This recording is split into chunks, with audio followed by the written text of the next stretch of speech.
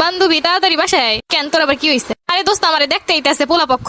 পোলা দেখতে আইছে দেখা, তারপর বিয়ে শাদী ঠিক হইলে তখন আইতে কইস। আরে ভাই আমার আনিজি লাগতেছে, জানোই তো আমার কোনো বোন টুই নাই। তুই আয় নাইলে আমার ভালো লাগতেছে না। আচ্ছা বাসায় কইয়ে দিয়ে আইতে পারি কিনা? আমি অত কিছু জানি না, তুই আইতে কইছি তোর আউনি লাগবো। আরে শুনলাম পোলা পক্ষ নাকি প্রায় আইয়ে গেছে, তো শাড়ি চুরি কই বাইর হলো না কেন কিছু? কিসের শাড়ি চুরি বাইর করবো? আমার তো বিয়ে করতে ইচ্ছা করতেছে না। এখন এত ডং না কইরে সব বাইর কর। সত্যি কথা দোস্ত আমার বিয়ে করতে ইচ্ছা করতেছে না। সারা বছর কইলি সবার বিয়ে হইতাছে, আমাগো বিয়ে হইবে কবে, আমাগো বিয়ে হইবে কবে, আমাগো তো একটু জামাইগো দরকার আছে। এখন পোলা পক্ষ হইবে, এখন আইসো ডং করতে। কি যে কো বান্ধবী, আমার একটা শরম আছে না? যে আলমারির ভিতরে সব আছে তুই বাইর করে লই আয়। ওরে আল্লাহ রে, তোর ডং দেখলে এখন আর বাসি না। হ্যাঁ আর কত ডং দেখমু?